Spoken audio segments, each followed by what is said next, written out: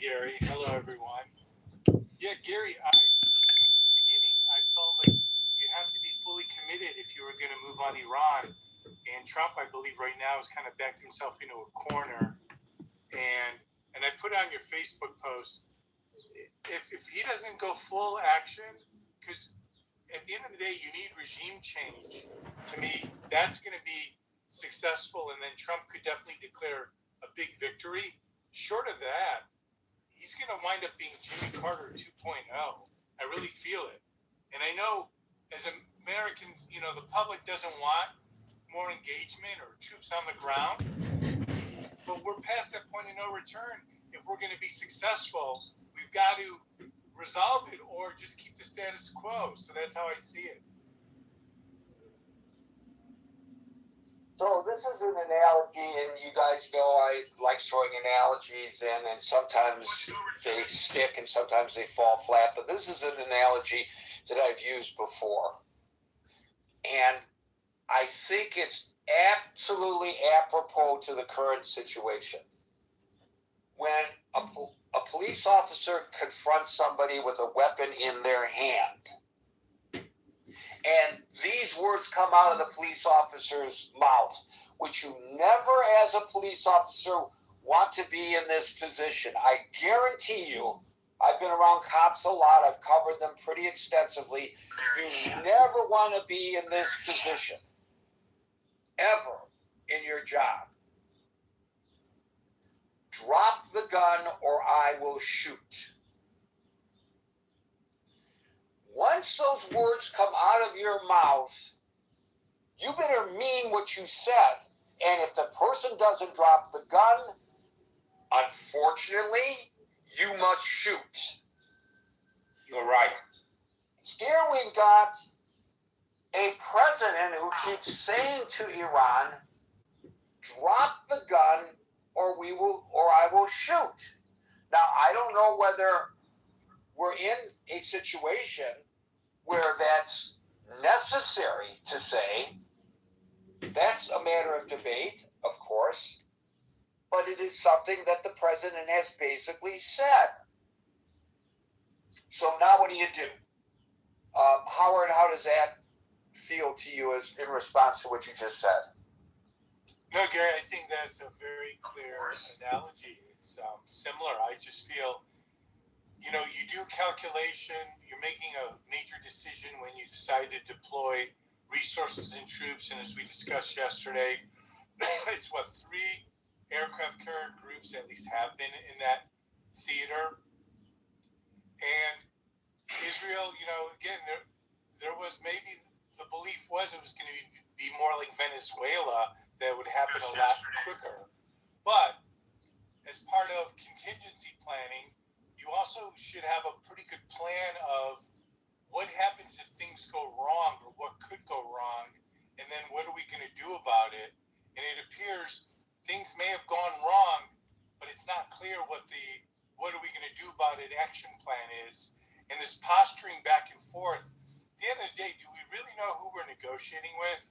And also, does it really make sense for a superpower like the United States that's relying on Pakistan to be the mediator?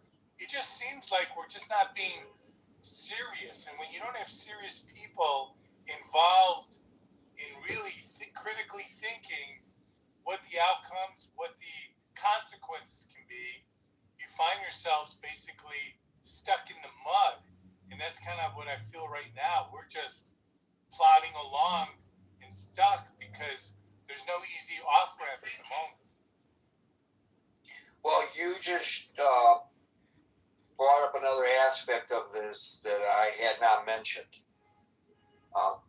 Not in today's gathering, but it's a very important point that you just made, Howard. We don't even know who we are negotiating with. So the president has said they want this, they want that, they are close, this is what they want, we've made it clear, blah, blah, blah, all this kind of stuff. But he's also said, we don't even know who's in charge. Well, which is it?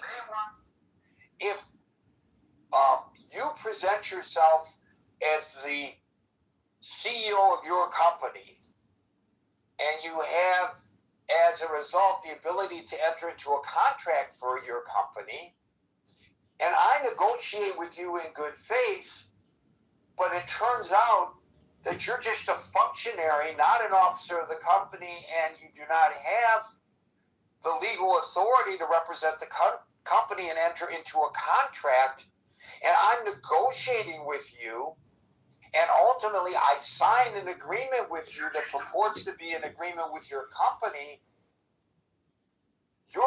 and I are going to end up in court. And a judge is going to have to sort it all out. Because you didn't have the authority to enter into the contract. I'm not gonna negotiate with you unless I know for sure you're the CEO of the company, Howard.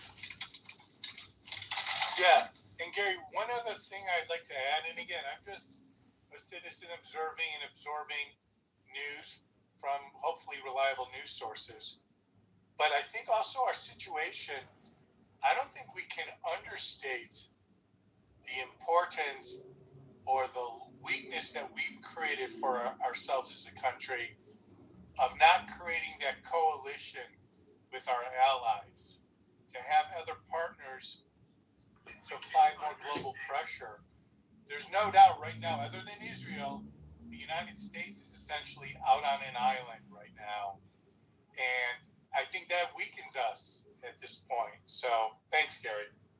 And it's an island of our own making. And again, I'm not going to argue the points of the president's desire to disengage in the protection of Europe, nor the manner in which he did it. Some people think, bully, bully. Thank God, finally somebody is standing up. They can't stuck at the breast of the United States forever, for God's sake. We're wasting all this time and money, and we have to redirect our attention to the Pacific. People have argued that. But in so doing, and in the manner in which he did, I don't know whether behind the scenes there were attempts to reestablish some kind of coalition of the willing before making this move.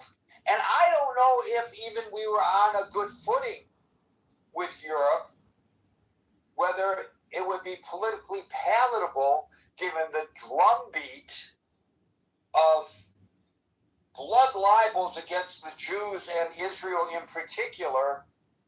I don't think like Ireland or Spain would join in, because that's not where their body politic is right now. Nothing could be more evil than the Benjamin Netanyahu quote-unquote regime to the Irish government and the Spanish government. So I don't know whether they would have been successful, but you're absolutely right. This whole situation may have been different had it been handled differently. And with regard to the Strait of Hormuz, we get mixed signals, as do the Europeans. The Europeans, they've got to step up to the plate. They're the ones who are suffering more than us. We don't need the Europeans. The Europeans, shame on you. Get in here and help. We don't need the Europeans. Well, I mean, if you're a European leader, how do you respond to that? I don't know. But I think you're absolutely correct in your assessment that had we been successful in creating a coalition,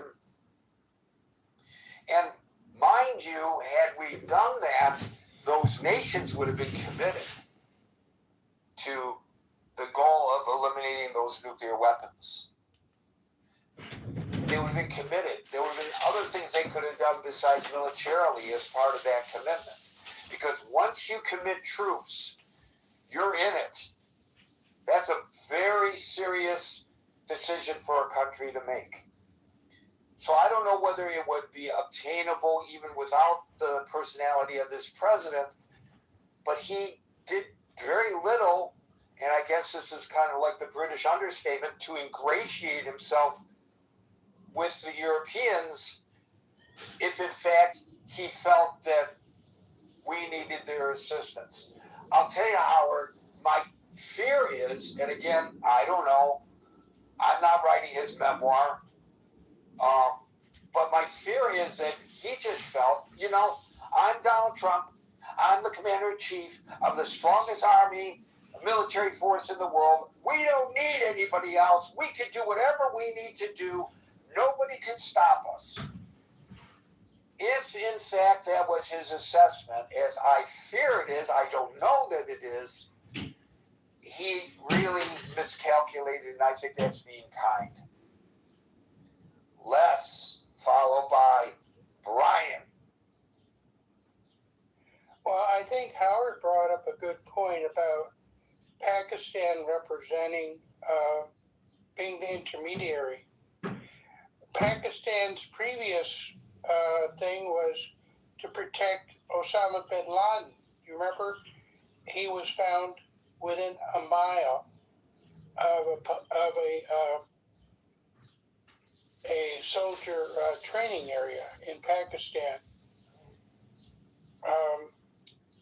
So I don't trust them in terms of their siding with this country, and Qatar as well. They were the ones that had Hamas protecting them in the hotels, the luxury hotels, and they were the ones that put out all those vile signs that caused all the anti-Semitism in the universities. So, but in terms of what we should be doing, I think historically what happened in World War I, Germany had to surrender because of the blockade. They were starving, they didn't have the material. And we have to ask ourselves, people have this idea that there are 90 million people. Well, some minority of them are fanatics, but there are a lot that are not, and they're going to have to pay them. I mean, that's how a regime stays in power. You have to pay the people that are supporting your regime.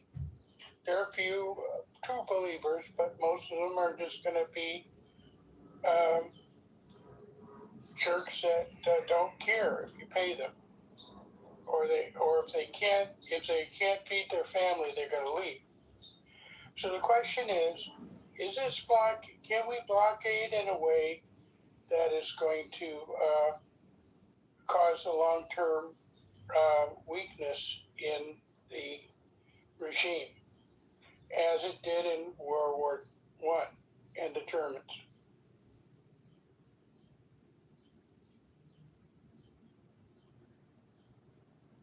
Thank you for that, Les. There's no question that everything that you said is true, and I don't know the answer to that question, though, whether a blockade alone brings this regime to its knees. I'm fearful that what might have worked then is not going to work now. We're talking about a different mindset with the regime running Iran, even though you could say that the mindset of the Germans during World War I was pretty fanatical. It would be, I think, fair to say they were more pragmatic than the Iranian regime is, because they have other reasons that we discussed yesterday that are motivating them. And it's hard for people, the Western mind, to wrap their, for us to understand those reasons, because it's not our perspective. I get that. By the way, I will point out, because whenever this happens, I think the world needs to take notice. They executed 2 more people this morning in Iran for being dissidents, for protesting against the government. They executed 2 more people. These are not good people. running this regime. And anybody who thinks that it is appropriate for them to have nuclear weapons because other nations have nuclear weapons, and so that justifies such an argument. I mean, you can make that argument, but at least I will never adopt that argument or offer any support to it at all. And anybody who fully understands that mindset knows that that would be a horrific thing.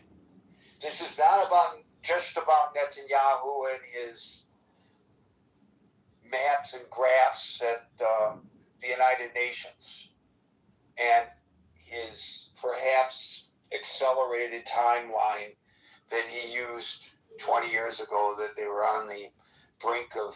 They are on the brink. This is not coming from Netanyahu. Forget about Netanyahu. Any leader of Israel will tell you the same thing based on their intel, which is second to none, and the IAEC says so. And the United Nations is not what you would say a puppet of Israel by any stretch of the imagination. Thank you, Les. Marshall, are you back? Yes, sir, I'm here. Okay, we went to you earlier, but you... So, I mean, I think they've kind of forced Trump's hand. He either has to do something and commit more troops, or he has to end up conceding. I don't think the commission of more troops is a good idea. I just think that's a categorically bad idea. It will cost trillions of dollars if we put ground troops on the ground. The Afghan war in the first several years, the first 5 to 10 years, ran up a $7 trillion tab. Trillion with a T. And we have a 100% debt to GDP ratio, which we haven't had in the Second World War. That, as I said yesterday, makes things like borrowing and forward deploying a little harder because there's less credit line. Now, I don't, while the reprisals are nice for 47 years of killing American civilians and soldiers, I'm kind of with Anson on this one. We need to take our stuff out, declare victory, come home. Because unless we invade, the regime's going nowhere. Right? The blockade's not going to make them go anywhere. The bombing's not going to make them go anywhere. The assassination of the Ayatollah is not making them go anywhere. If anything, the decapitation centered them on what they call the mosaic defense, which once the head gets chopped off, it becomes far more decentralized. It's just an overall bad idea to do so. The upsides, if we had the time, the money, the people, and the support, are immeasurable in getting a friendlier ally in the Middle East if you can do it. But I don't think we have the time, support, or the resources to allocate to that. Not to mention, if we were going to do this, you want allies, as you said, right? We are as strong as we are because of the allies that support us, because of everybody we can bring to the fight. And when it's only us, that puts a tremendous strain on U.S. capabilities, and particularly in other places globally, right? And I don't think there's anything China would like more than to see us get bogged down in the Middle East for another 20 years. And I think since the regime controls everything from Ayatollah to dog catcher, it would take many, many years to root them out. So, I think they called his hand. I think, Marshall, that exactly what you just articulated is what Tehran is counting on. They can take the punches. It's like a boxer that gets into the ring and just stands there and takes punches. And the other guy gets worn down, and then with a flurry, the guy who lost the first half a dozen rounds, it KOs his opponent. So I don't think the regime cares about the suffering of the people of Iran. They can sustain that. What are the people going to do? So what if you don't have water? So what if you don't have electricity? So what if there are bombs dropping? In the end, we can wait it out. And if, in fact, what you're suggesting is in the potential cards that's being discussed at 1600 Pennsylvania Avenue, I can see the Ayatollah sitting back and saying, yeah, let's just wait until it's so unpalatable. And even if the Americans continue, it's going to be a great strain to the Americans' economy, and the Americans can't sustain it the way we can because America is a democracy. So people can take to social media and to cable television and to talk radio to complain about the cost of eggs and gasoline. People can't do that here. They'll get executed. And you can't wage a war without the support of the people. We know that. The art of war. I think that's rule number one. So, I just try to put myself in what I think is the potential mindset of the Ayatollahs. And I can really see them assessing it exactly the way you did and just saying, cool, we'll just wait it out. So what are your thoughts about that? That they might be assessing it exactly the same way you are, but from a different perspective, from their advantage.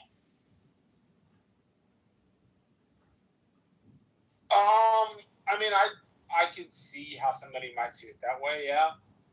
I don't know. Like I said, I'm with Anson on this one. It's time to pack our stuff up, declare victory, and come home. Without the allies with us, it's going to be increasingly hard to do that. Without invading, you really don't accomplish much.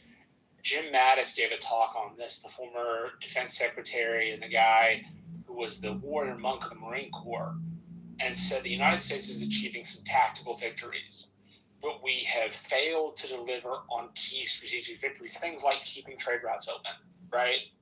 That has weakened our power, and we did not have to stay for that to happen.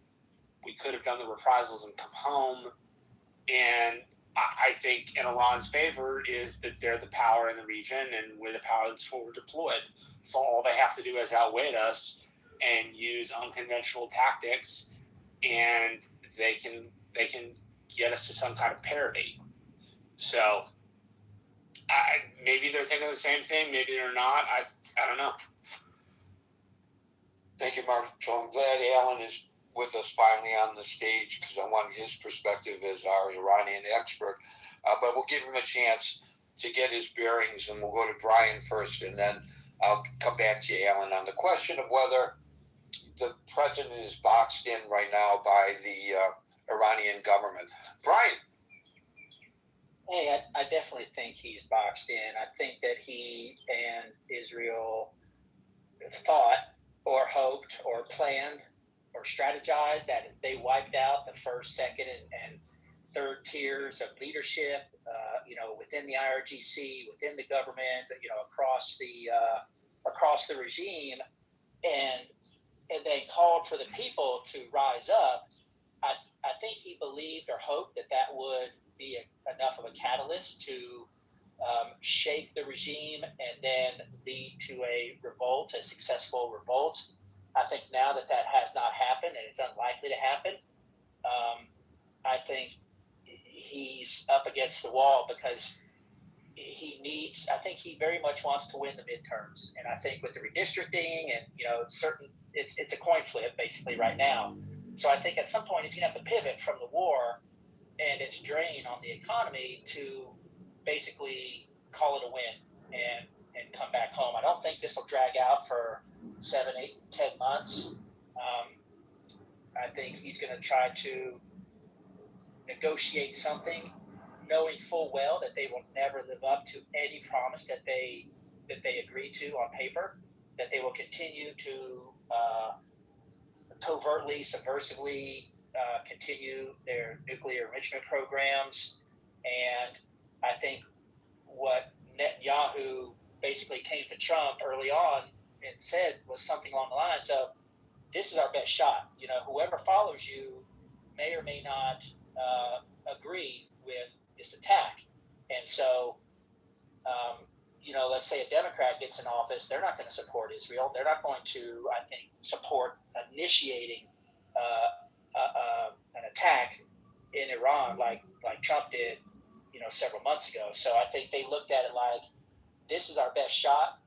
They've been building this for years. You know, all the intel pointed to that they were close enough, and so they're going to have to just look at this, what they've accomplished as a victory, and then hope that at some point, you know, they can again stall, delay, impact Iran's dreams for a nuclear weapon. Because no matter what they say, they are not going to back down from that. There's no way that Trump is ever going to, I think, get that on paper, even though China agrees, even though Xi agreed with that. They could never have a nuclear weapon. I don't think that the people in Iran, the leaders in Iran, the mullahs, are ever going to put that on paper, or they certainly would never live up to that promise, even if they did somehow put it on paper. So, you know, in some ways, this was, I think, a necessary preemptive war. I think Israel had sufficient intel that their window of opportunity was here, and they needed to act on it. And Trump is, you know, caught in the middle. So I don't know how he's going to get out of it. I think at some point he's going to maybe sign a less than ideal negotiated contract or agreement, and then just try to turn his focus back on reviving the economy so that he can get something out of his second half of his last term. I guarantee you that exactly what you articulated is what's got the Israelis up all night worrying. And I say the Israelis, not Netanyahu. If Bibi Netanyahu today were to say, okay, enough of this nonsense, I don't want this position anymore, let's have some parliamentary elections, let's see which party amasses the most votes, see if they can put a coalition together and select a new prime minister. Does anybody really think that the next prime minister of Israel is going to say, it's okay if Iran gets nuclear weapons? Who cares? Netanyahu's crazy. We hated Netanyahu. He was corrupt. It's all right. I don't think so.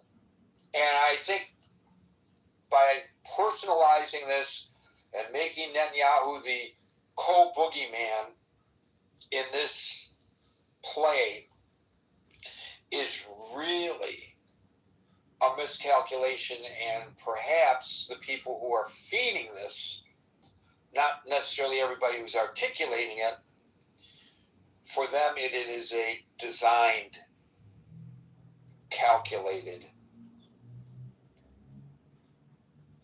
attack politically on the state of Israel.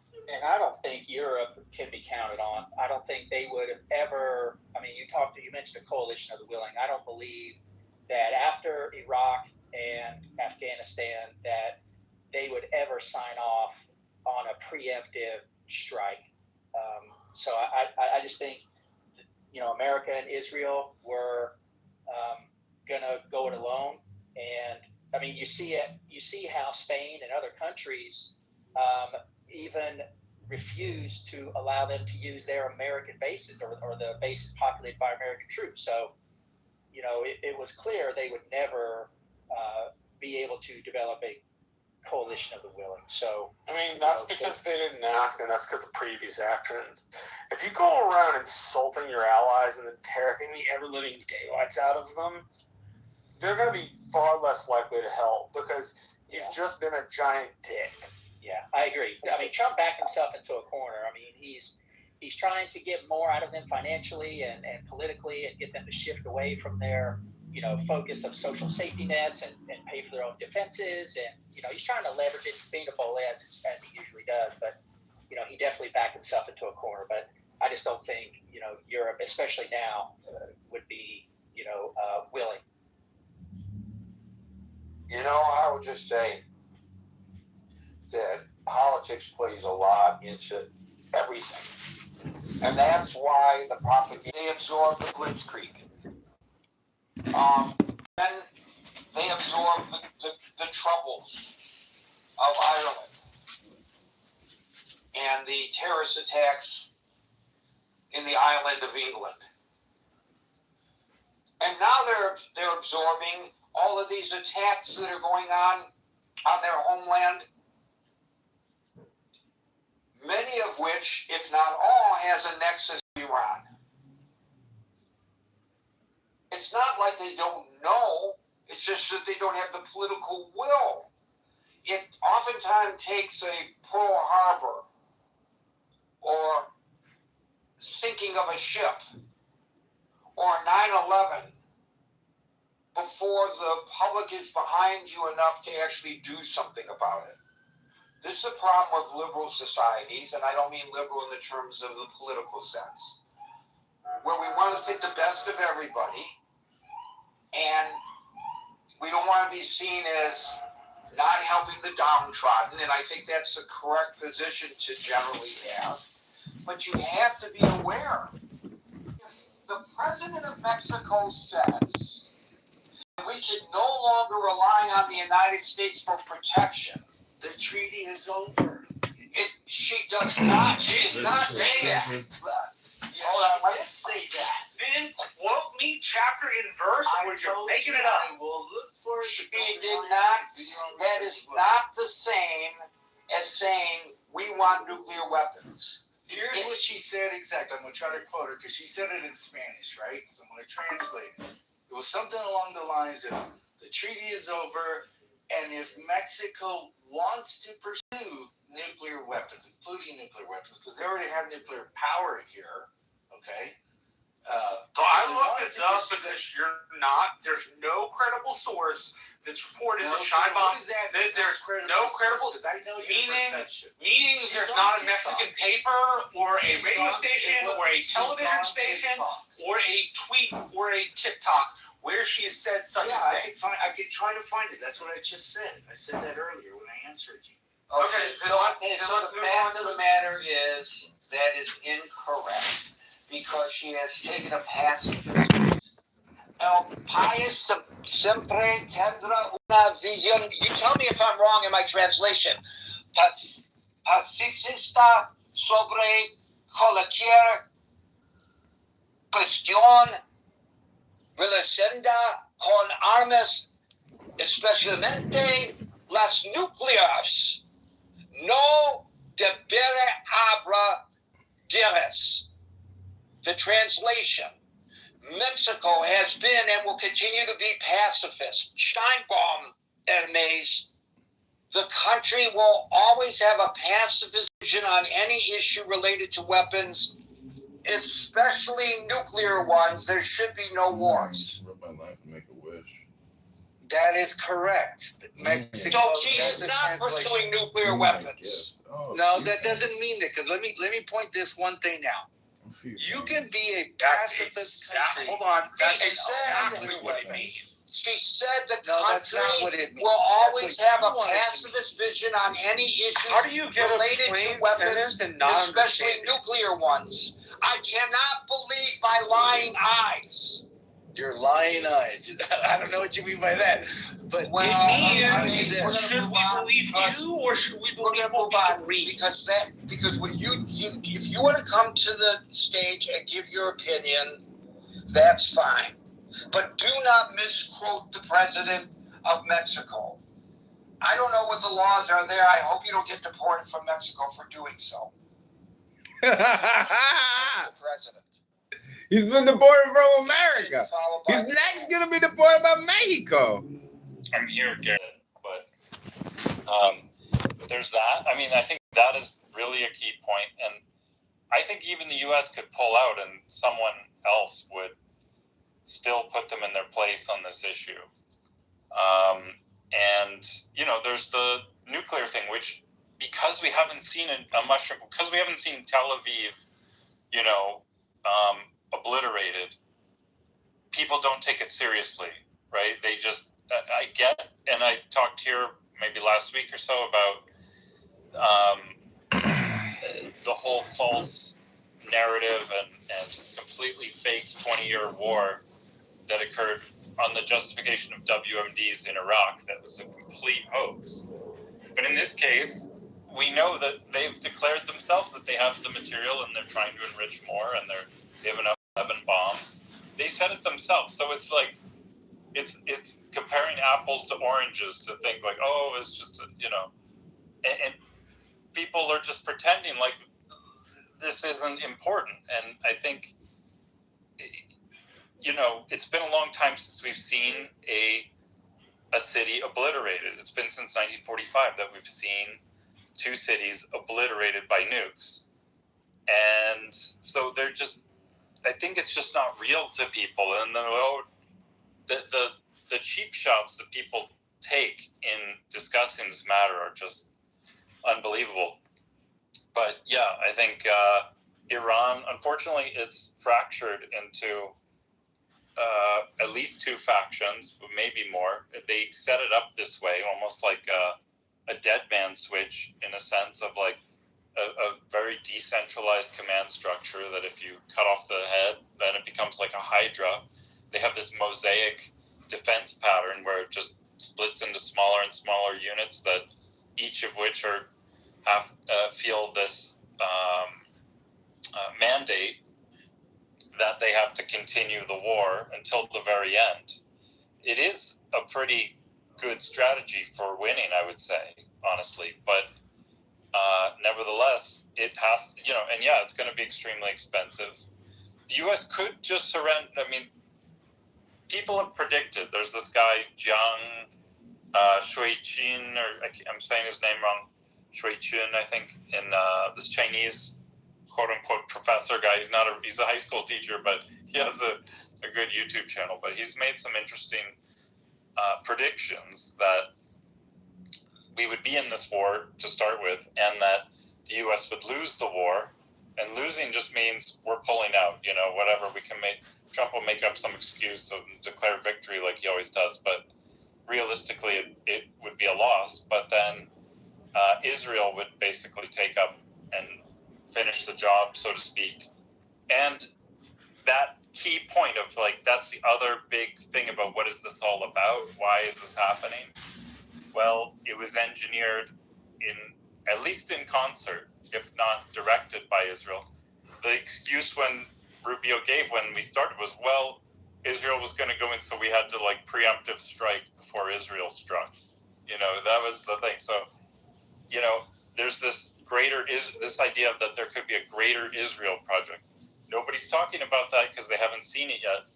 But directionally, we may be heading towards this, where Israel is the rising power in the region. And if they show enough chutzpah, let's say, then the other Gulf countries. However, I think that they also have a right to take a look at who Trump's allegiance is, and it's Russia. And they're also, here they are, nations, countries that do not like Russia. Some feel Russia is a threat to them, and they feel that Trump is, that's an ally. That's what Trump is doing. Anybody who can stand there and say, Trump is letting Russia give intelligence to Iran to kill Americans, that in and of itself should be setting. That's what does set Europe off. Europe has, we don't have an agreement on anything. Trump has an agreement. He wants the new NATO to be the Gulf countries who also have a relationship with Russia. So I do think that enters into it. We never talk about it, but that might enter into how Europe feels right now. You dump us. You talk bad about us. You don't even warn us what you're going to do. I think that is a fair assessment of why they might want to get involved, nor do they trust if they do get involved. Then what happens? What happens to them? What does the United States do for them or to them? You still have this issue, I think, that they want to support Ukraine. Trump doesn't. Trump supports Russia. They don't want to support Russia. I think that enters into it in some way. It isn't just about Israel. That's not the whole thing. I don't think so. I think they know that Israel wants to keep this war going, and it does. Israel has said that this morning. They do. They want the job finished. The United States considers it finished. It's not, Trump is not going to do what is necessary. And he can say, we can all say that here in the United States, most of us don't want to see war continued under those circumstances. But that was something that our leader, our president, who makes these decisions, that's what he did. And he has to be responsible for that. So if you don't have a coalition of the right people, that's something Trump did going in. And by the way, if you think anything imminent, that Trump is going to do anything imminent, because he always threatens, he threatened today, he threatens them. He's not, because he announced today that he might not go to his son's wedding. It's not a good time. That means Trump is lying. That means Trump will be at that wedding. He goes golfing the whole time here. While this was all going on, he was going golfing. He was going to games. He was doing everything leisurely and recreationally while he was telling everybody what they need to do to win this war. So I don't think anything imminent is going to happen, because I think if Trump announces he's not going to his son's wedding, that means he is going to his son's wedding, and nothing imminent is going to happen. So, but I do think that when we want to criticize Europe, I don't necessarily think that we should discount whatever they are expected to do, and then what do they get back in loyalty? What do they get back in return that maybe makes them not want to invest right now? And I could be wrong, and I wish somebody would explain it to me better, because maybe I'm just looking in the wrong direction. But I welcome the guy's nuts. Okay, let's just leave. I mean, he's literally nuts. He's trying to hide his taxes. That's what this is all about. The grifting. He's literally. So we speak one at a time here, and when Gary calls on you, in order to stay in this room, you will need to follow the rules. I'm just talking about the war in and of itself, and how is it going to proceed? And I think that Trump considers it over. He's looking for a different way out. I don't think that he is going to do what he was told he would need to do when this first started. And I'm not blaming Israel. I'm blaming Trump. I'm blaming him. And as I said, when we talk about Europe, I really I might be wrong, but I'm trying to understand what Europe gets. We know what they can benefit from, but what do they get ultimately? What is Trump going to do for them? What is the loyalty that he will have to them? And what is the loyalty Trump has to Russia? And does any of them fear Russia? And regarding Germany, remember, Germany had the most bases, army bases, our military bases there. That's where people were going when they were injured. They have all these injured people that nobody talks about. It's over 300 people that were injured, 13 or 14 killed, but nobody talks about where did they go. They went to Germany. And what did Trump do? Didn't he just take troops out of Germany to kind of threaten them? Pardon me. Okay, thank you. So when I made my comments about Europe, and I talked about it may be unpalatable because of the internal political pressures that they have, because of the drumbeat of lies about Israel that's out there, that's affecting the body politic. I also said in the same secondary salvo, my little rant about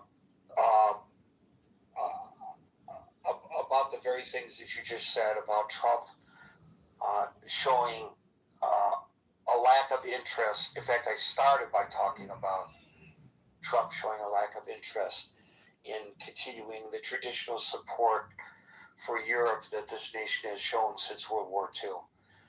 So apparently you're under the impression, or the misimpression, I should say, that wasn't part of the discourse. It was. I'm not arguing your point. I'm agreeing with your point. I was not criticizing you. I didn't say you were. I didn't say you were criticizing. And I didn't misunderstand you. What I was saying is I was expanding to the part about Russia, because we don't talk about that. We don't talk about that. They do. We no longer, Europe and the United States no longer have something that they were both fighting for, both supported. And I can't help but think that can enter into a decision that Europe might make about loyalty and disloyalty and Russia and Ukraine. Somewhere I think that there's a big picture that everybody thinks about except us. I think Europe does think about the bigger picture. I think we don't realize how close, what the alliance is that Trump has with Russia. Thank you. I think that with regard to the point that you made, and it's an excellent point, that how can we maintain a relationship such as it is right now with Russia at a time when Russia, and China for that matter, are providing satellite assistance to the Iranians, that the Iranians have used to attack U.S. military positions. And then the commander-in-chief cozies up to those two world leaders. Of course, Europe is as cognizant of that as you and I are.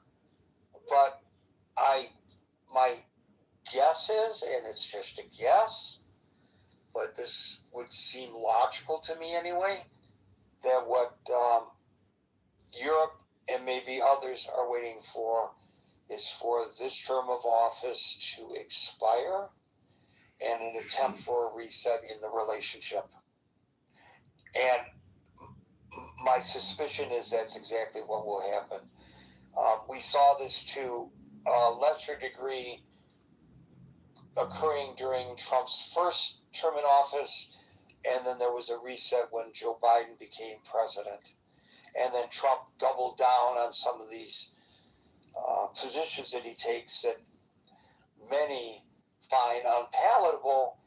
And I think just like people in the United States who are not fans of the president, just as they are waiting out the expiration of his term of office, I think so too are our European allies. And I don't believe that the long-forged relationship is irreparably harmed. That's what I think anyway. I could be wrong, but that's my perspective on it, if anybody cares. Doctor, followed by C. Hi, Gary.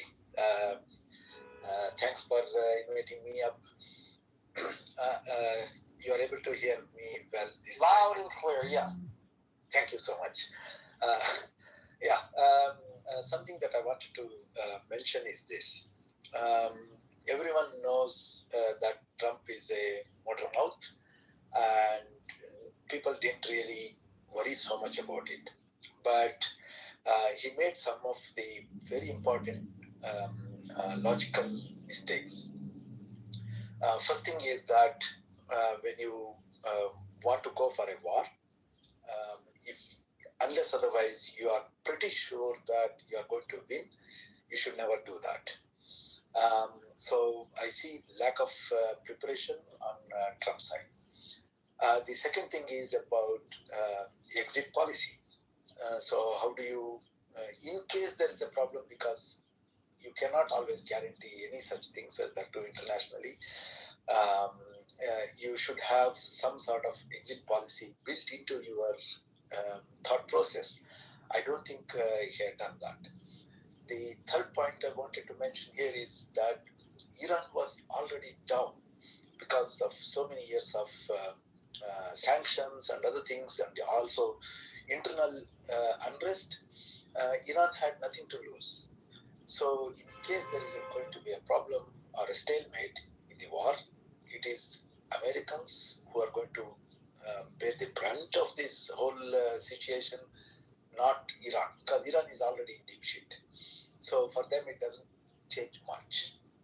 So a desperate opponent is a bit difficult to defeat. And the third thing is, yes, I know that European countries had never really worried about security issues. I can just give you one example. The country where I work in Europe took almost 8 years to sanction 1 million euros for a military type of a project, European Defence Agency project. But in the last 2 years, they have not doubled, 4 times now. They are ready to sponsor a project, and that too within about 6 to 8 months. So you see the big change that European countries are doing now. Trump could have somehow used the Ukraine war to get a little bit more active, resourceful participation from the Europeans rather than simply alienating them. And how did he alienate? He simply spoke lots of illogical things about Greenland and other things, which he was not even really attempting or trying to do something about it. But because of his foolish statements, he alienated. And another important thing that I wanted to say is this. Americans are already seeing for the last 4 years Ukraine-Russia war, how the war is progressing. And Ukraine is desperate with all the support and things like that. With so much of sanction, Russia is continuously bombarding. Ukraine is suffering with all the support from Europeans and Americans. So nowadays, wars are not really won just like that. It has to be very well planned, and it should get internal support, which I don't think Trump had. The last point, maybe it's just for the sake of interest for other listeners. Pakistan is being used as a mediator, but it is very well known. A.Q. Khan, the so-called Pakistan's nuclear father of nuclear program, he stole from one of the European universities, which has got a nuclear reactor on its campus, and he stole that and went to Pakistan, and then he was the one who gave it to Iran, or at least partially gave it to Iran as well as North Korea. And Trump is trying to use Pakistan as the mediator. So much for about the credibility of the Pakistan as a country for this negotiation, and Iran, which has been one of the major beneficiary of this stealing of nuclear-related information from this university. So, having said this, I feel that the only option for Americans, I really respect them a lot because of so much of work, scientific work, that Americans have put in the last century. So the only way I think is to wait for 2 more years and then elect a better leader. Thank you so much, Gary. Thank you, Doctor. And you're right about Mr. Khan and his sticky finger approach to procurement of nuclear weaponry. Let's go to C, followed by Amir.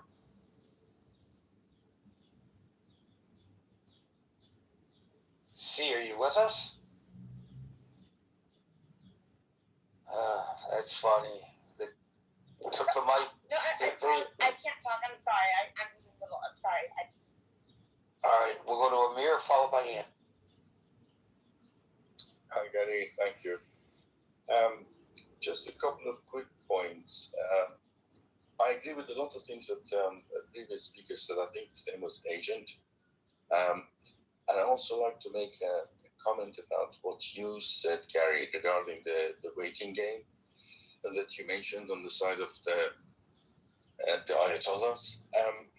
So I don't actually think they're going to fall for that. I think the Trump team, if you like, it's not going to fall for that game, and I don't think also I don't think it matters really who is negotiating on Iran side. I think there's very clear objectives that Trump has, and he has been pursuing that since last June, when the mission was not accomplished in the 12-day war of June 2025. They thought they may be able to accomplish that by sealing the entire established enrichment farm and burying, if you like, the enriched uranium, but that didn't happen. So I think the agenda is still the same, and it's not really about negotiations as such. I actually think it's about submission. I think it's about in terms of handing over the 400 kg enriched uranium. Well, actually, it's not 400 kg. It's a lot more. It's just that 400 kilograms of it is enriched to 60% plus. But there's a whole host of other enriched uranium which are at 50% and 40%. I mean, that's the nature of enrichment anyway. So that's one objective, and the other objective is abolishing the centrifuge farms, and of course pulling back on the missile program. So these are very clear objectives that he has, which he didn't achieve last June, and he is pursuing that. And I think really the negotiation thing is a red herring. Now, Iran has obviously spent literally over $1 trillion on developing these. So naturally, they're not going to kind of hand these over on a plate. So the logical, I mean, I just want to cut my argument very, very, very short. The logical outcome, given the situation that both sides are, is basically another conflict. I can't see any other way out of it. Even if my sort of what I've just supposed, if that is correct, then there is no other way other than another conflict. Now, obviously, that's not going to involve boots on the ground. I mean, that's insane, and that's just not going to happen.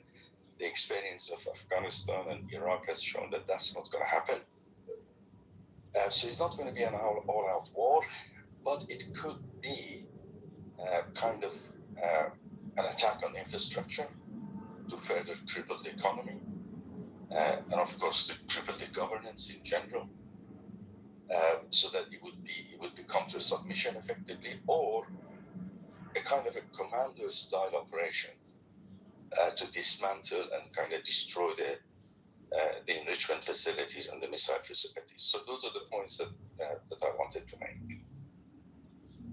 Thank you, Amir. Always appreciate your perspective. Andrew, followed by David. Good afternoon, Garrett. You can hear me okay? Yes, sir. Great.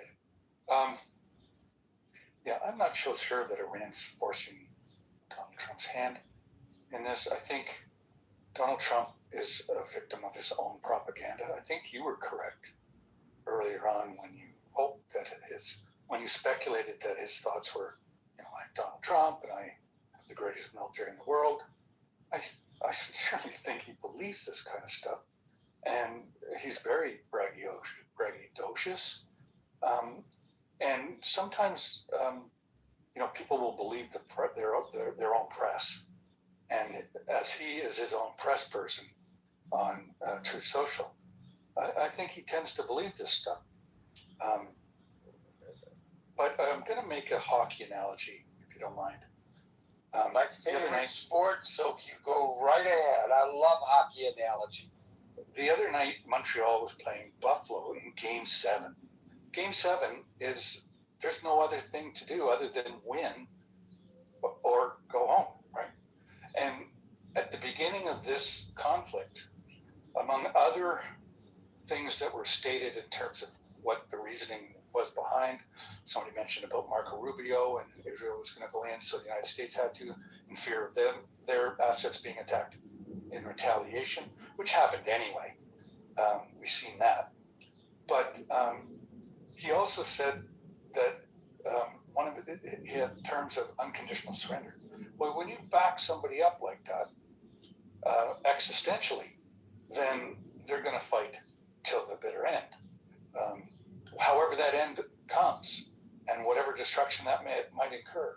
I've given this analogy before in terms of Germany in World War II. They fought to the very end. Not everybody, of course, but those that believed it did. And it cost a lot of lives to go in there and finally get to surrender. I think the Allies were surprised at how long the nation fought, even with all the destruction. I mean, you had Hamburg, Dresden, Berlin was destroyed, and much of Europe. And even with all that destruction, they fought on till the very end. So I'm not so sure that anything's different here in terms of Iran. The other thing that was mentioned was about this blockade. I don't know how successful or how valuable that is when they, like Ukraine, have allies in Russia and China. China may not be getting oil right now, or substantially less, but I'm sure they're prepaying for oil. And so those monies are flowing in. And I'm not sure that Russia has any money to give them, but they certainly have been supplying them across the Caspian. So this waiting game that we're talking about now, I think Iran has the capability to outweight the United States, outweigh Donald Trump in any event, because this power is extended. It costs a lot of money to do so. And of course, the support for the war is not well established in the United States. There was one other point I was going to make, but I can't remember it quite right now, so I'll land there. Thanks, Gary. So since you opened the door, talk. But right, how'd you know where I was going? Because I know you. I want to congratulate your nation on winning the first Walter Cup. You may not get the Stanley Cup, but you got the Walter Cup. And I will say that I'm not saying this in a negative sense, because that women's professional hockey league is fantastic. Yeah, but you're wrong, though. You guys won last year. No, wasn't this the first Walter Cup? No. The first one was this is the second season. So last year, I believe it was either Minnesota, I can't remember who, but it was, I know Toronto was in there, but then they were booted out. So, yeah, no, you guys won the first one. Yeah. Oh, my God, I didn't even know that league existed. And then I stumbled across them on television, and I said, whoa, what am I looking at here? It just fantastic hockey. Great to see that women are out there playing a tough game such as hockey. And I told my daughter and my son-in-law that next season, I want to take my granddaughters to so they could see that women can perform just as well as men on the athletic field. They're just fantastic. It's a joy to watch them. Great. And I'm sure the check from the Women's Professional Hockey League is in the mail to me for that product placement. Yes. Thank you, Andrew. David, followed by Daryl.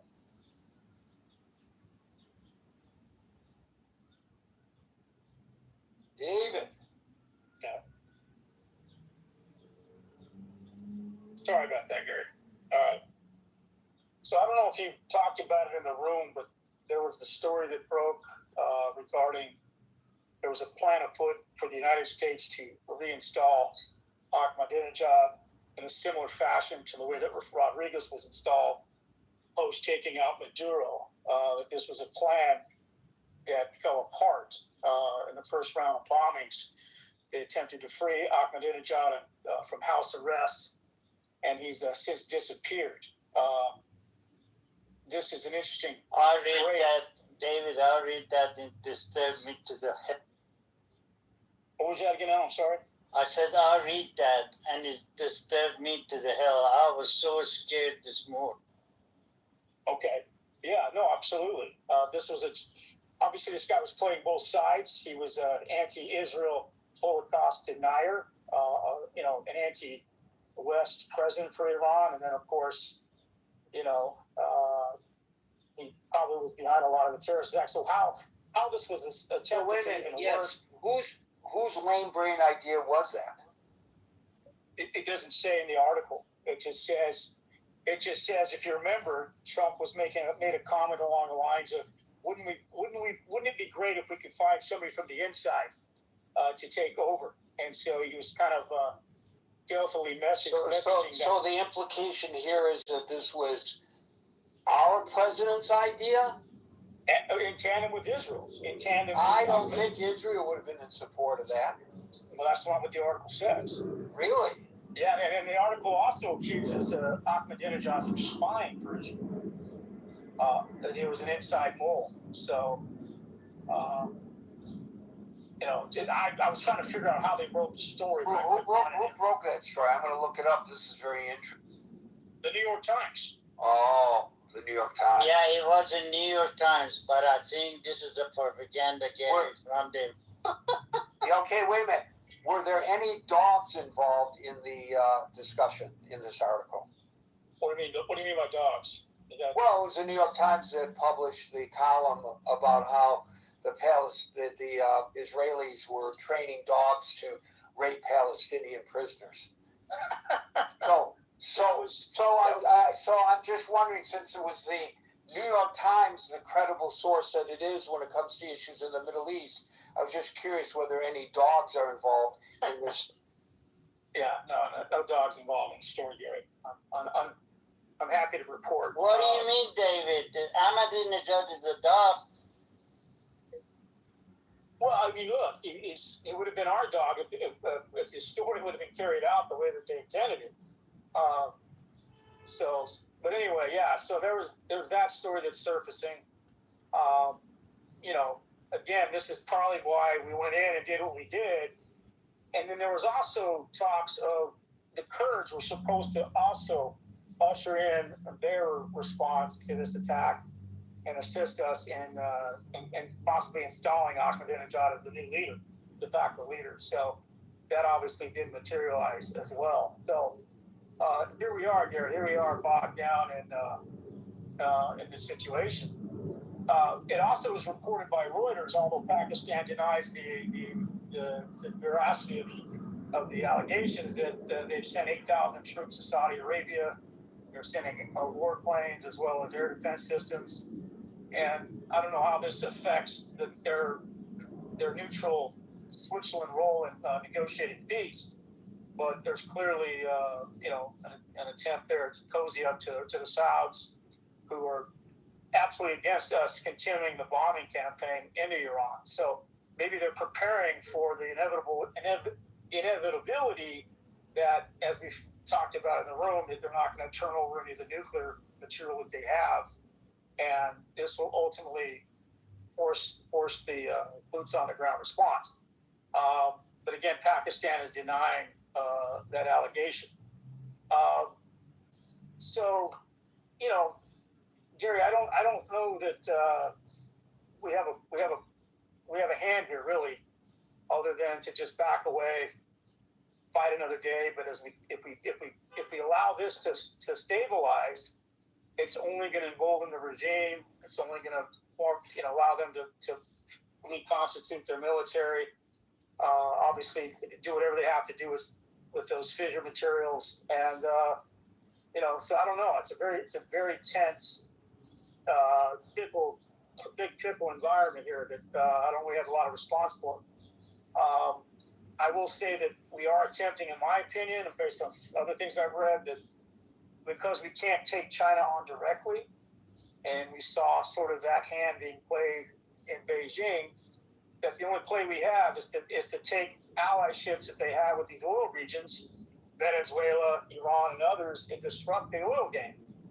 We've seen how we've disrupted the oil game with regard to Europe and its energy dependence on Russia, which has been a big win for China because now that cheap energy is flowing that way. And Europe's been forced to buy from us now, buy from the Dixie states where this natural gas is produced, in big states like Texas. So yeah, we have a situation, Gary, where the international stage is being played out like no other. We have the rumblings of potentially Alberta. Is there anything wrong with people purchasing natural gas from us? That seems like it would be an upside to the U.S. economy. Well, it's not so much that it's a win for us, but Europe's paying higher prices, I believe, for that same oil, because look at how far it's got to be shipped and transported to feed Europe's energy structure, right? So it's not, Russia's right there with a pipeline, and we destabilized that. And obviously the Ukraine war obviously muddled those relationships as well. Because it made them reliant on Russia in a way they shouldn't have been. But now they're not reliant. But now we're telling them they're not our allies anymore, and that NATO no longer exists. And we're forcing them. We're saying that they've been sucking on the United States tit for too long, and we want to wean them off of that. So so where do they do? Where do they go? So they're also, we've left them in a lurch on some level. So anyway, I hope the bombing does not continue, Gary. This can only end one way, and that's badly. And we'll see. We'll see what happens. If we had a strategy, if we had a solution, we'd be playing it out by now. And I don't think we really have one. And that's just my opinion. Thank you. So with regard to this Ahmadinejad story and how he's a Holocaust denier, but a spy for Israel at the same time, and all this kind of stuff, I am, as soon as we're off the air here, I'm going to contact one of my sources, who you may have heard of before, who should be able to sort this out for us. My good friend, Dr. Jack Ryan, and he will give us a good analysis. Maybe we can even have him come on tomorrow to talk about that. And the reason I picked Dr. Jack Ryan is because, holy cow, that's a Tom Clancy novel if I ever heard one. And for those of you who don't know what I'm talking about, Google the name. It's a fictional character, a Tom Clancy character. But holy cow, this is the makings of a Jack Ryan Netflix movie. It's pretty interesting, Gary. I have to say, I was pretty blown away by it and how they broke the story. I hope you can find out. That'd be interesting to know. Yeah, well, I just certainly hope that they didn't use the same sources that they used to break the story about the dogs. But see, I was of the opinion that Ahmadinejad died in those attacks, but they're saying he didn't die, and he's just been disappeared.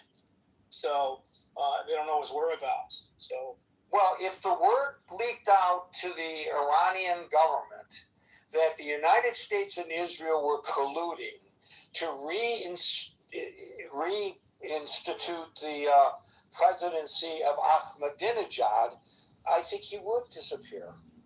And if he wasn't dead before, he probably is now. Yeah. Thank you, David. Daryl, you get the last word for the day.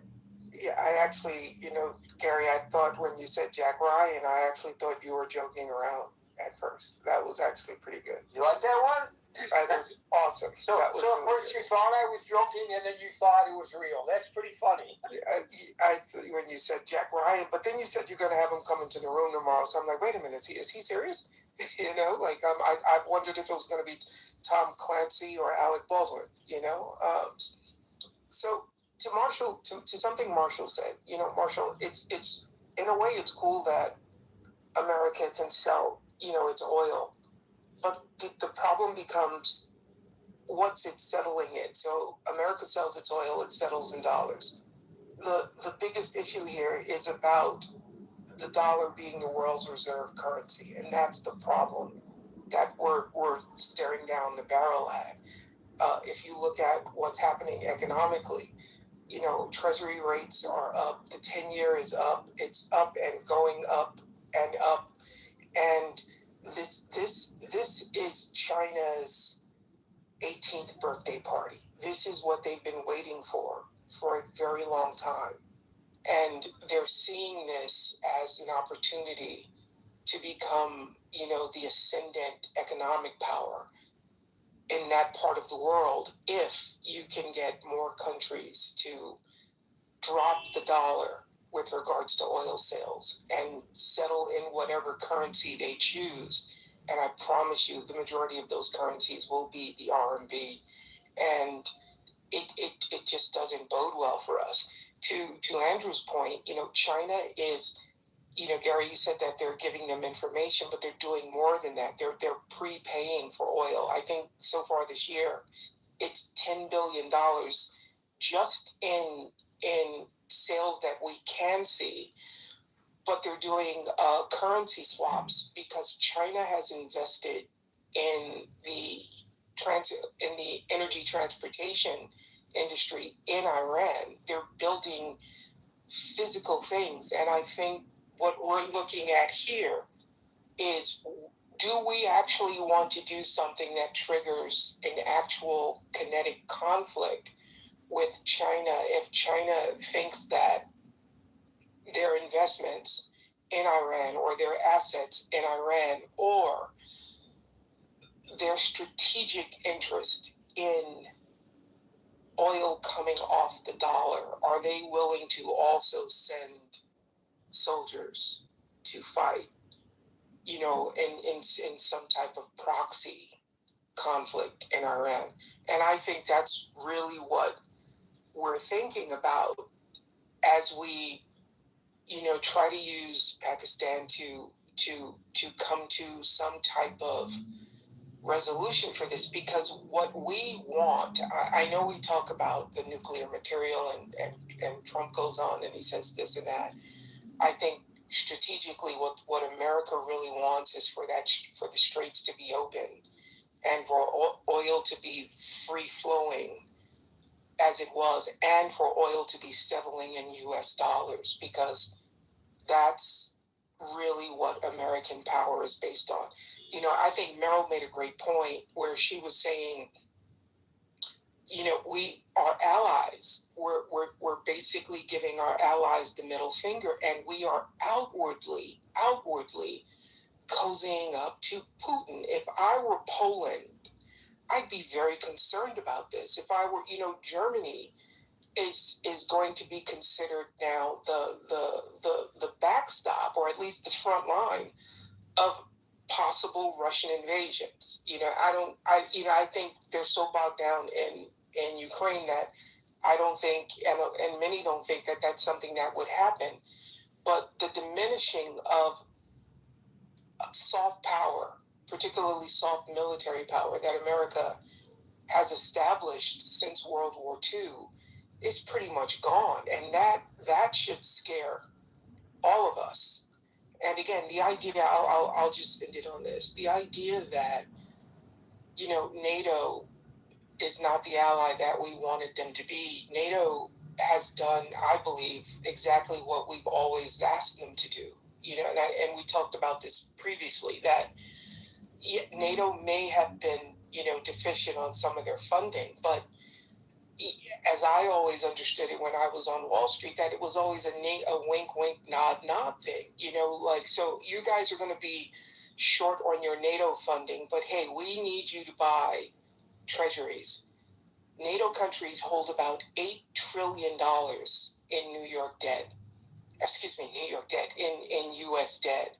And, you know, we they do it when we ask them. So, hey, we buy our debt. We need you to buy some of our debt. Okay, we'll take some of our defense money and we'll put it into your debt. Okay, everybody winks, everybody nods, everybody handshakes.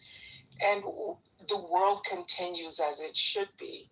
I think that this idea that, when Trump came out and he said, well, NATO hasn't done anything, they didn't send any soldiers into, I think he said Afghanistan, and the Brits were highly offended by this. There's something happening here because it doesn't make sense, and I really hope somewhere someone's writing a movie on this, because like I said, time is history's greatest detective, and at some point all of this will be unveiled. Thank you, Gary. So when you were talking about purchasing some of our debt, and then you juxtapose that with the president's misstatement of Europe's participation in Afghanistan, I'm wondering that in each of these cases, whether this is just the president making an argument to make an argument for whatever reason he wants to make that argument that we don't understand, or whether he is oblivious to the facts. We had a guy come on the stage today who made an argument that was inaccurate. He was, either deliberately misportraying the facts or he was oblivious. It doesn't matter because it's just some guy on the stage in a clubhouse room. But we're talking about the President of the United States. So with regard to Afghanistan, you probably don't have any area of expertise that gives your sense of the matter any more value than anybody else's. But with regard to the finances, we know that you're an expert in this. So what is your sense? Do you think the president, when he flipped off Europe, was unaware of how they've helped us with our debt? Or what? I don't get it. I think he calculates, for the most part. We all know he's not inherently honest, right? So is the question, is he making a mistake, or is he telling a calculated lie to gin up animosity or an adversarial leaning in the people that follow him? It's funny. It's funny listening to certain people come into the room. At some point, some literally will have you thinking that Trump is some political Stephen Hawking, and he's playing 10-dimensional chess, and at the same time he's falling asleep in meetings. So two things can be true as long as they don't contradict each other. He knows he tells things. I believe he does know that he says things that are not true, but I believe he's targeting who he's speaking to. At some point, someone, he's surrounded by military advisors. Someone would have told him, hey, no, that's not true about NATO non-participation in Iraq and Afghanistan. But I think he makes a calculated decision as to what will fire up his people, whether it's true or not, because I personally don't think he believes that his followers care about what is true and what's not true. I think that's a pretty good analysis, Carol. I'm glad I asked you. Thank you, sir. Tom Clancy tomorrow. Yeah, for sure. Jack, did you get all that? He's getting into the role right now. Folks, we're here Monday through Friday from 5 p.m. New York time, so until 5 p.m. New York time tomorrow. For the next edition of the Critical Thinking Forum, everybody be safe, be well, and peace out.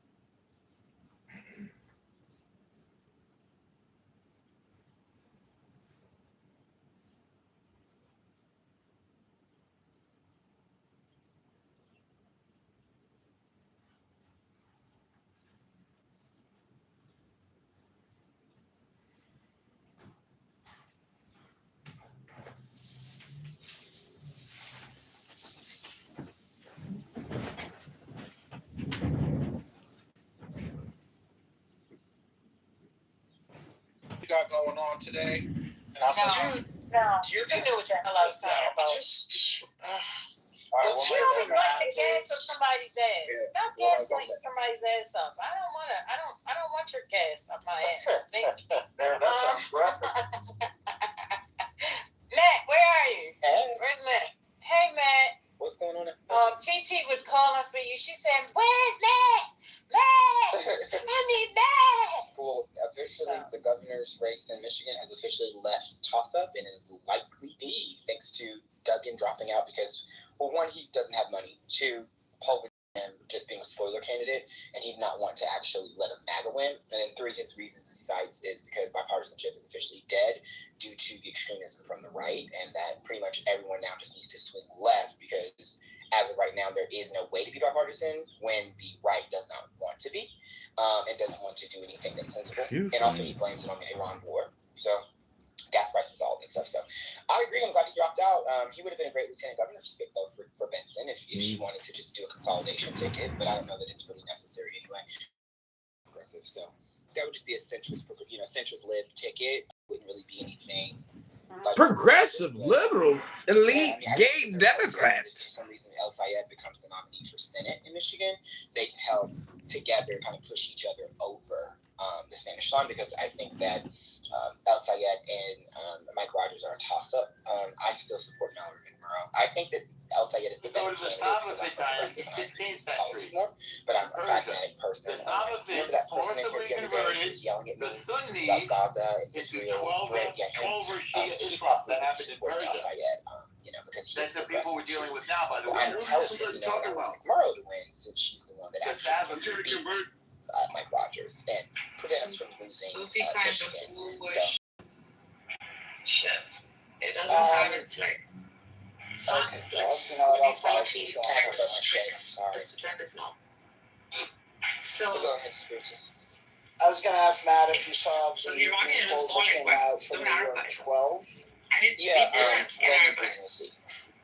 No, not gold. Not. No, I didn't. Nadler's seat. That's Nadler's seat. Nadler. Yeah, Schlossenberg is not winning shit. Nor He's is. not. I'm surprised he's that low. Yeah, he's so. The other guy's name. I forgot the guy's name. Micah Ladder and Alex Burrows, which is statistical red heat, and Alex Burrows is the. By the way, handsome as hell. So I'm voting for him. Well, he's gonna win.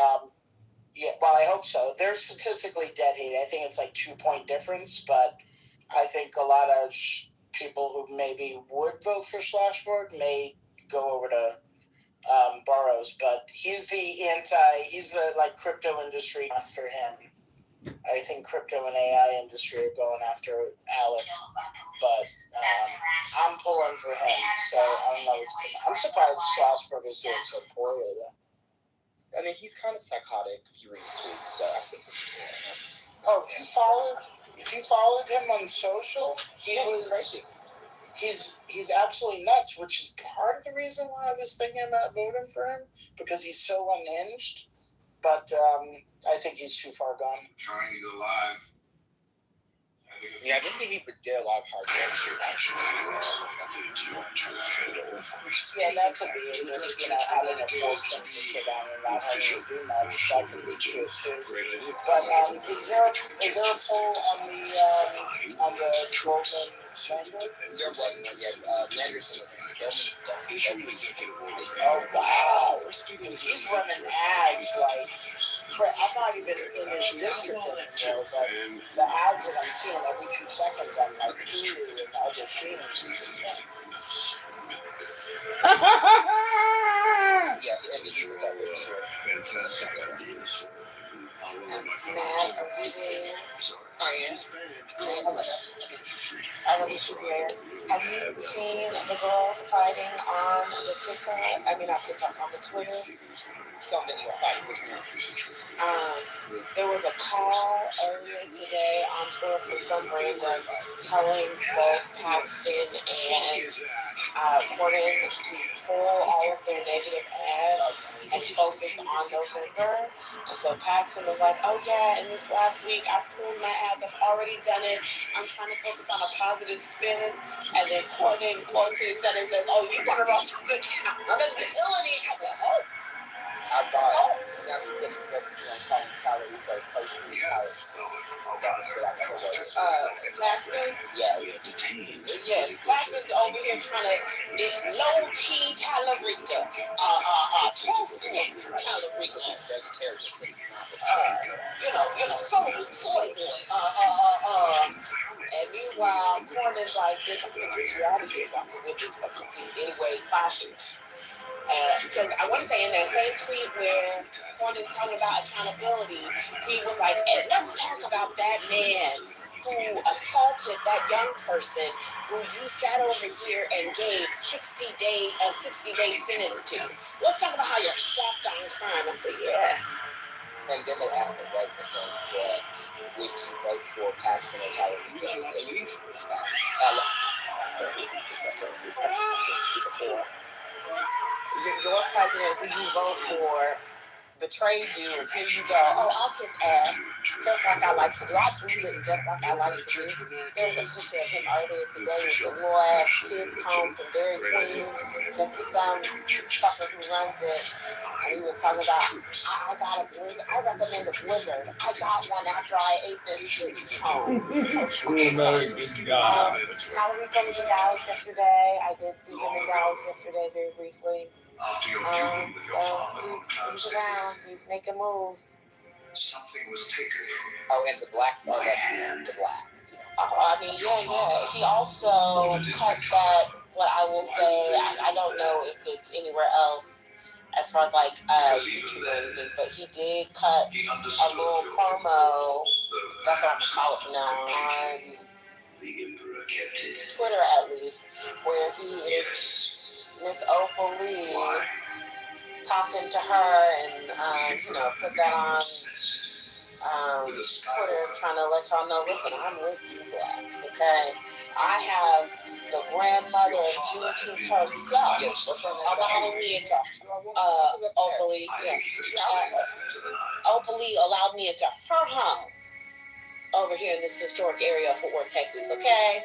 Y'all can't ever say I'm not with you, because I'm in your home. I'm in your grandma's home. Champion, yes. So he a true do what he got to do, and I don't blame him. The challenges. Surely there are others out there who still dare to challenge my reign.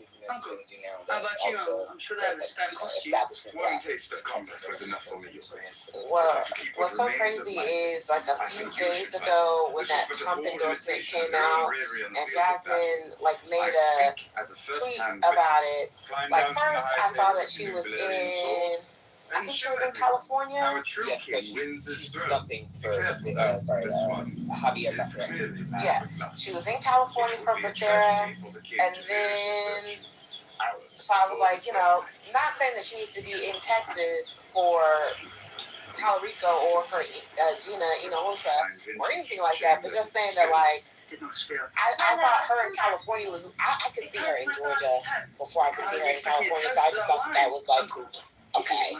And then when I saw her tweet where she was talking about, I wish it was me, because then I would want a chance to stomp him on the campaign and on the and in a debate, I said to myself, oh sister, come on now, we doing too much. We doing too much. We gotta reel this back just a little bit. You had me in the first half in this last bit. Uncle. But I don't know what the remainder are gonna say. Eventually they just gonna have to. Y'all gonna have to get to it as the heat cranks up. But what was very funny, I think the other day, Please, Your Grace, Lady Thompson. First Lady is in here, Titi's in here, and Reform's in here. I want to say yesterday they were having a conversation regarding the whole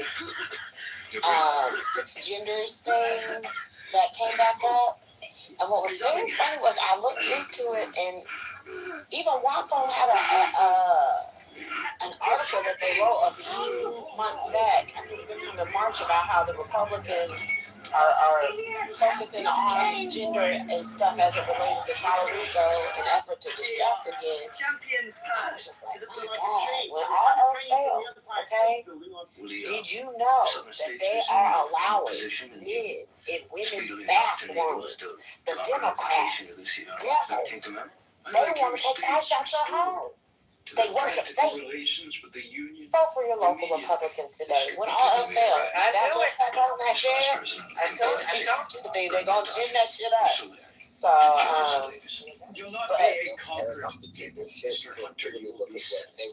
It tried that failed campaign less than 6 months ago, where that was they literally talked about trans kids, multiple genders. They tried to put it on Sandberger, Mikey Sherrill. None of it worked. No one cares. Like, people can care who they're just this thing, and you're not having an education and understanding what gender ideology actually is, and how gender is actually even shaped in our country and our world. But like those two talks, how they God and they go for it too. So congratulations to them. But to the rest of the United States, who doesn't really give a fuck about this shit anymore, because we just saw the crazy black lady moves, we just saw Shitterelli moves. All these people pinned it on Mikey Sherrill and Abigail Spanberger, and supposedly both of them had chances to beat both candidates, and both of them lost. They're bad. Nobody cares. Some of y'all might give a fuck. Nobody gives a fuck. Real voters don't give a fuck. They're worried about the gas. Gas it's way too long. Nobody cares about, oh my God, your child is whatever the fuck. Genuinely speaking, that is an 0-4 person. Nobody right now is giving a fuck. No one cares. No one's talking about it. No one's responding to it. That's why the ad didn't do well. I'm sorry, the tactics that Trump did. Like, he tried this multiple times in Saudi Arabia, doing it every day. Why is Saudi controlling every single day, though? This is happening for months. Why is Poland still ahead of fascism? No one cares. Assemble the army. Like, this is shit. Like, we need to get over it. Like, this is the new, what's this? We're teaching, what was this in school? This is the new CRT for 2020. This is the new defund the police. Nobody fucking cares. Nobody cares. I think especially with like the exacerbation of the war currently and gas currently, I think for some people it's like, I mean, they might care, but not as much as like, hey, you fucking with my pocketbook. Yeah, they're not gonna vote for a party that is literally decimating the economy because they give a fuck about the fact that Democrats care about people who have other gender represented and their identifiers. Like, no one fucking gives a fuck that much about, oh my god, like, I'm going to the bathroom with someone who uses they, she, them pronouns. But, you know, I'm gonna vote for the motherfucker that's gonna that already destroyed my entire pocketbook and savings and IRA. Who I'm gonna go vote for them again to really destroy. Like, I mean, we have mental retards in this country. Sorry, They should have brought a fucking army. but we don't have that many mental retards in the country that are going to just do that. We actually have this Texas, a lot of dumbasses down there. But every poll I do, I mean, that Trump never pulled me down. I don't know if y'all remember 2018 like I do. I actually put up that. I was up to the poll. That Trump did not one time pull ahead of me. He was always in top of. As long as there's folk, there'll be soups and sooner or later some cunt's already out there becomes the next Homelander, and you fucking know it. We need to win. So I just want to say, this is not something that people necessarily care about. Some people are talking about we need to make it. Fall asleep. Drag me through fucking hell. Let's talk about who didn't know that the debate happened, and then it's said to his face, and it's his reaction to the person. Or in live in a live scenario. You might have a broken fucking heart.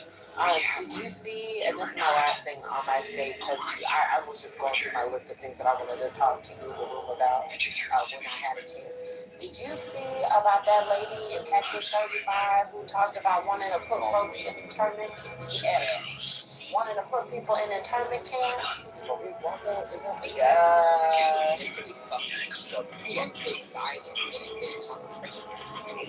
Like Maureen Galindo.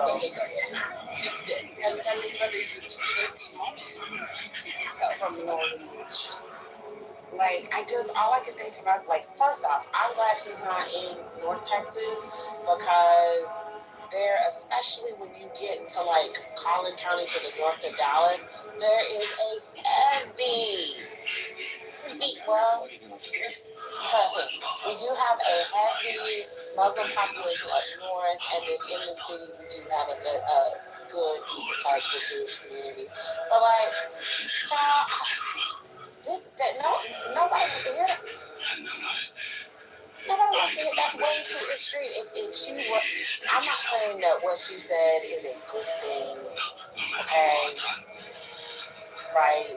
If she was in a blue state, you might be able to say that, and you know, it not seem crazy, like it's crazy, but it's like, you know, you can be crazy there.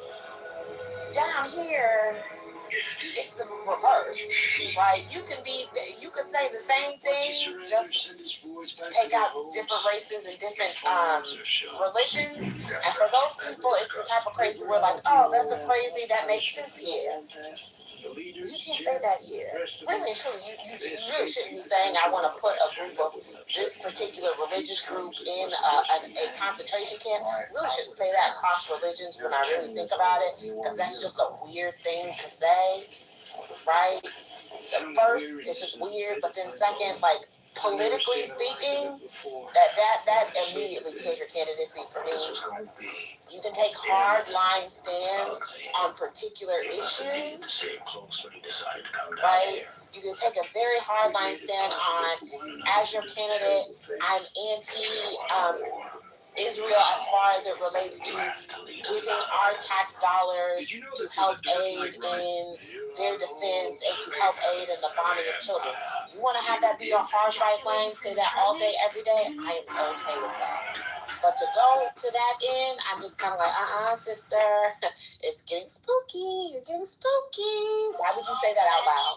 You're getting spooky. People. Where's your comms director? Who let you say that? This is once before I offered you.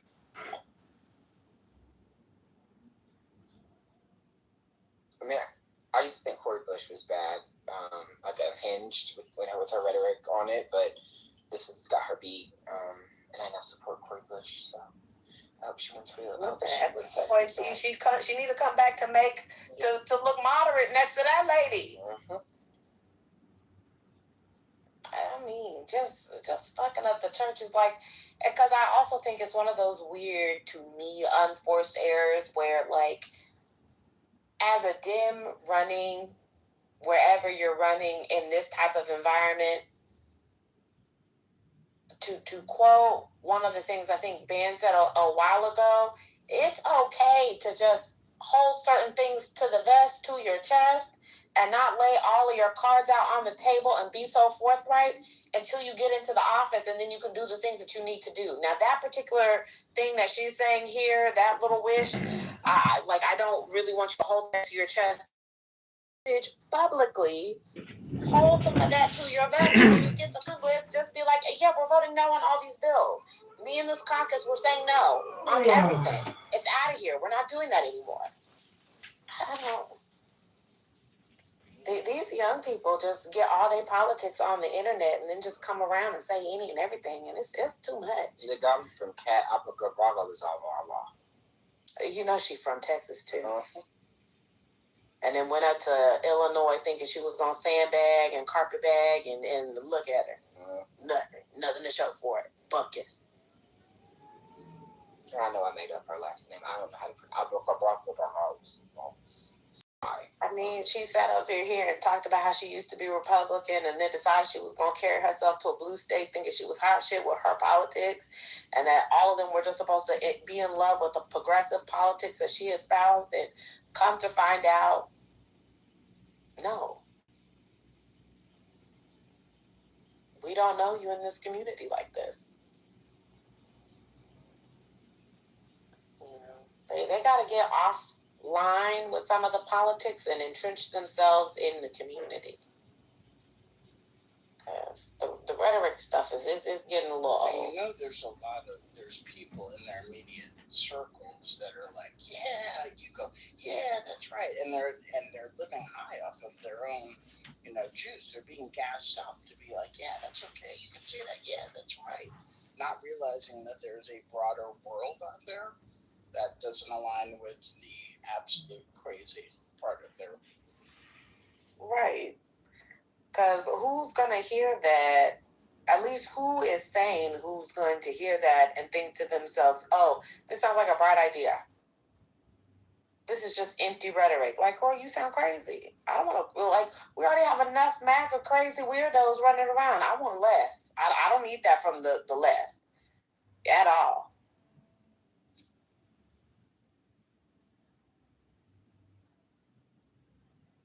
Right. All right, well, Matt, are you going to respond? Is that say, hey, Reclaim? Oh, no, I agree with everything she's saying. Cool. Reclaim? Oh, I agree with everything Britt said as well. I mean, Britt nailed it. Most people live within a 30 mile radius of an area their whole lives. So Britt is absolutely correct. Yeah, I was just asking if y'all wanted to add on, y'all wanted to respond. Go ahead, Omari, you want to say something? I just want to say I agree with Matt and Britt. Okay. Is that what we're taking, like a poll about who agrees with who? God. I will say we're on track to win 53 Senate seats right now. That's per all the polling and all the data I have. So that's splits are Maine, North Carolina, Ohio, Alaska, Texas, and Iowa now. Those are the 53 we're eyeing now.